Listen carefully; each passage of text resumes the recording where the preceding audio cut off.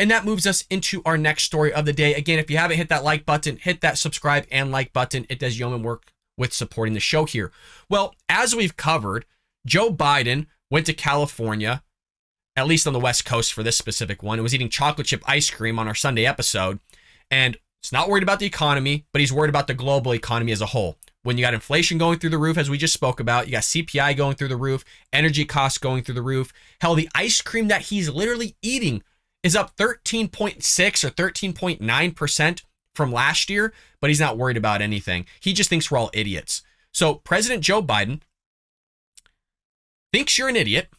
And based on the president's comments last week, as well with Karine Jean-Pierre, the energy secretary, and the transportation secretary, Pete Buttigieg, it's abundantly clear his team is ready to blame Republicans for any economic ruin after the midterm elections, despite the fact that his economic policies over the past 20 months are behind the current skyrocketing costs. But we have a clip here of Joe Biden himself saying, I mean, it's not long, it's only 4 seconds, but saying, again, if it's going to get worse, it's going to be because of Republicans themselves that are going to cause it in some way, shape, or form. As to how, I don't know, but let's go ahead and roll it.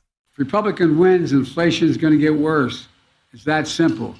If Republican wins, inflation is going to get worse. It's that simple.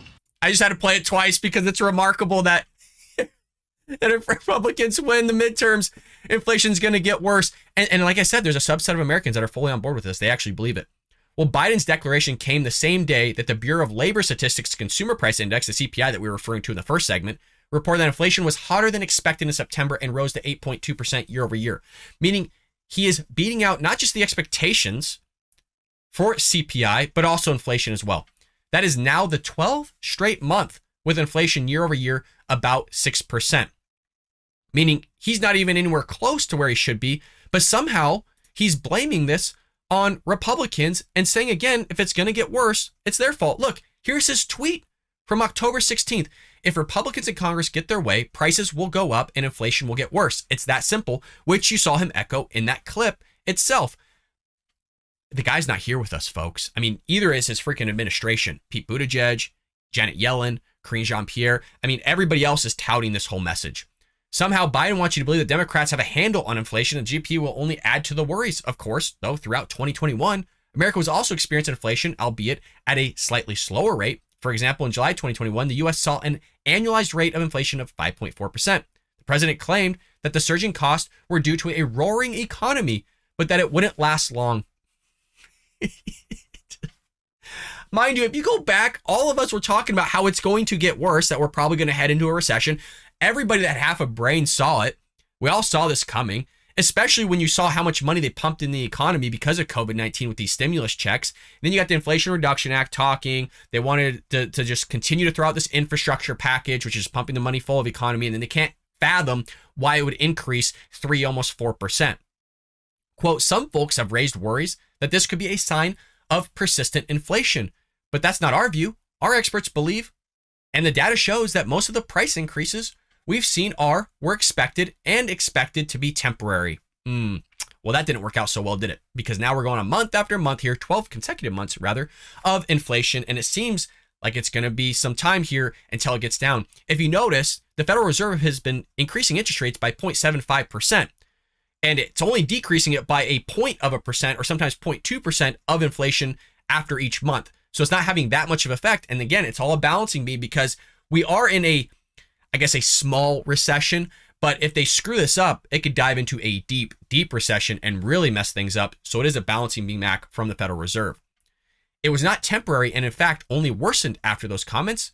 In December 2021, Biden predicted America was at a peak of inflation. Clearly, that was false, folks. Guy doesn't have a clue.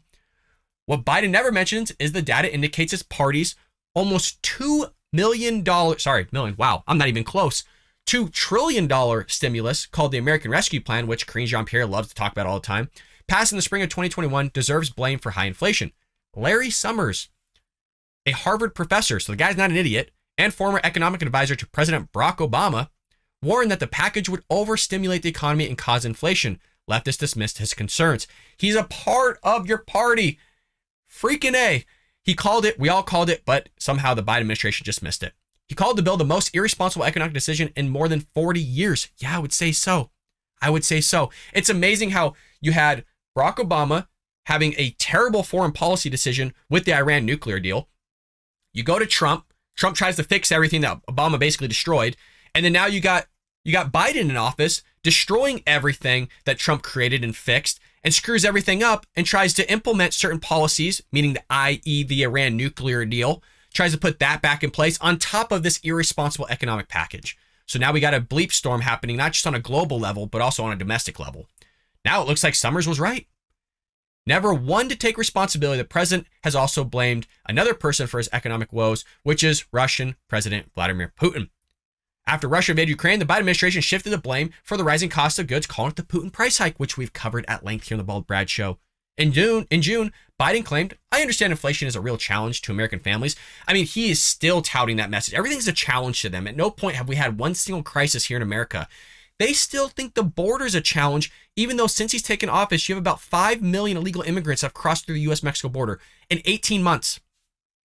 It's just a challenge, folks. They got everything under control. He's going out freaking eating chocolate chip ice cream left and right, taking vacations, not having a clue what the hell is going on, and we got 2 more years of this stuff. Again, in June, Biden claimed, "I understand inflation is a real challenge to American families. Today's inflation report confirms what Americans already know." He continued, "Putin's price hike is hitting America hard." And if you recall, in June 10th, he had this to say. We got this from C-SPAN here. I don't mean to laugh. It's just getting old. It's getting old with this whole narrative and this push from this administration. Let's go ahead and roll it. Today's inflation report confirmed what Americans already know. Putin's price hike is hitting America hard. Gas prices at the pump, energy and food prices account for half of the monthly price increases since May. Inflation outside of energy and food, what the economists call core inflation, moderated the last 2 months. Not enough, but it moderated. It's come down. And we need it to come down much more quickly. My administration is going to continue everything we can to lower the prices to the American people, and the Congress has to act, and they have been of late. Okay, again, who has control of Congress? The Democrats. Who has control of the executive branch? The Democrats. They can't figure it out. This is from June 10th, by the way. June 10th, he said this. They still can't figure it out. But Karine Jean-Pierre is going to sit on that podium each and every week, tout a bunch of nonsense that Americans, roughly in the 40 percentile range, still believe in, that are still going to vote for this guy. Again, I don't know what it is for people not doing the research when voting. I get that there's people that just hate Trump. I get it. Partially, but what Trump did was good. He said a bunch of asinine things. The stuff he pushed through was good. You got a knucklehead here as president that says asinine things and does asinine things. I think the guy that was on Twitter for a while that got censored and removed was a way better president named Donald J. Trump than this guy that doesn't have a clue on what's going on, that you can go back to any film and see that it was wrong, where you have President Donald Trump, when we go back to his film, he was right when he talked about gas prices hitting $7 or $8 if you got Biden in office, that you're going to have record inflation.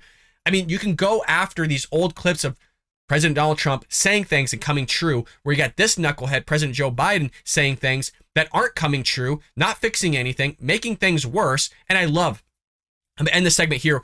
I just love the fact that Karine Jean-Pierre is using energy as an example of an accomplishment from the Biden administration. Let that one sink in, because just the other week, you had the Saudis giving 2 middle fingers to Joe Biden by going, "Hey, you know what? We're going to basically limit oil production by 1 million barrels per day." And then you have Joe Biden go, "Oh, nobody F's with the Biden on a hot mic." And then the Saudis are like, "Hey, you know what? Let's make it 2 million. Let's make it 2 million barrels." So he's getting screwed left and right. And there's a quid pro quo there. A lot of people have been talking about that, of President Joe Biden potentially going to remove arms and kind of threatening the Saudis with it. But this would be the second or third time on tape, on recording, that we have President Joe Biden supposedly making a quid pro quo, but you don't have anybody in Congress wanting to investigate it. But you got freaking Donald Trump having a conversation with Zelensky, I believe is the guy's name, Zelensky, on the phone, and it just opens up, a phone call opens up an entire investigation on a quid pro quo. Go figure. I hope you enjoyed that clip from the Bald Brad Show. If you did, make sure to hit that subscribe button so you can stay up to date on all our future content.